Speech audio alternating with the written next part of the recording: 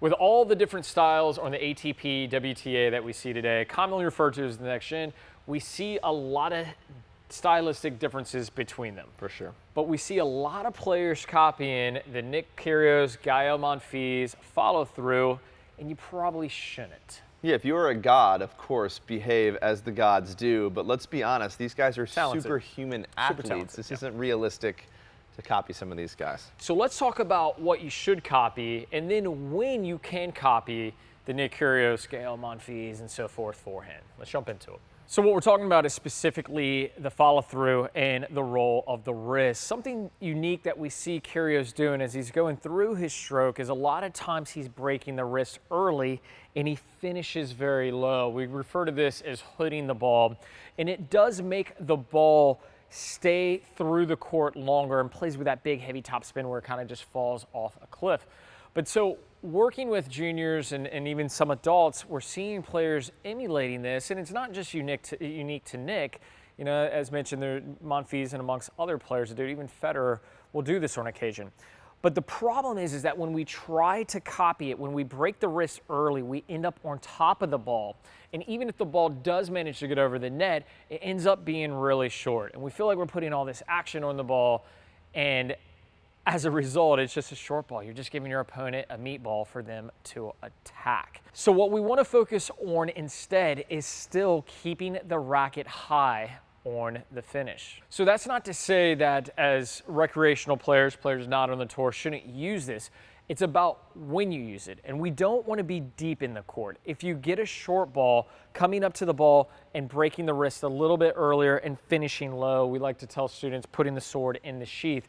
That makes sense because you want the ball up and down very, very quickly, playing with that big, heavy spin. So we want to leave it for the short court and not do it from the back court.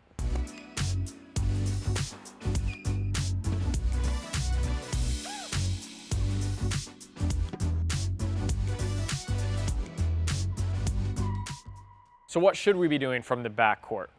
In the footage below, you'll see Dominic Thiem, and he's holding his follow through after the completion of the stroke. He's building muscle memory to where he's working on making sure the arms are big at the end. And this is guaranteeing that big, heavy depth, big, heavy top spin and getting depth.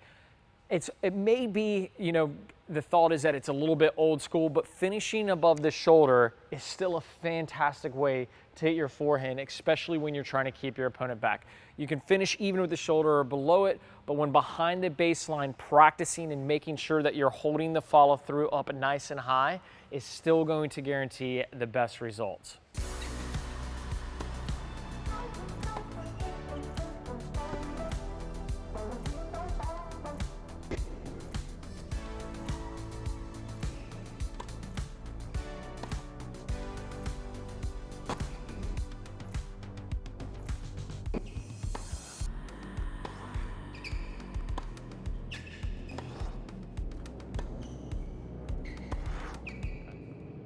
So guys, in summation, it's totally fine to emulate your heroes. Just make sure that you're copying the solid fundamentals that are part of every stroke in tennis and not stylistic differences. When you want to break that elbow, break the wrist short, and get the racket down to the hip, just make sure you're doing it on a short ball. Unless you're playing at a really high level, and just keep doing that. Right? Yeah, it feels like a lot of the players we coach, as they try and copy this stuff, they're not understanding the nuances, and all of a sudden they're dumping the ball in the net, or they're hitting short out wide forehands when they're trying to drive deep. So it's not that what they're doing isn't correct, it's just there's a right time and a right place for the stuff you're mimicking, yeah? That's right. So for us mere mortals, practice what Thiem does. Hold the follow through. Get that racket up nice and high above the shoulder when playing from the baseline and trying to achieve depth. That's all, folks.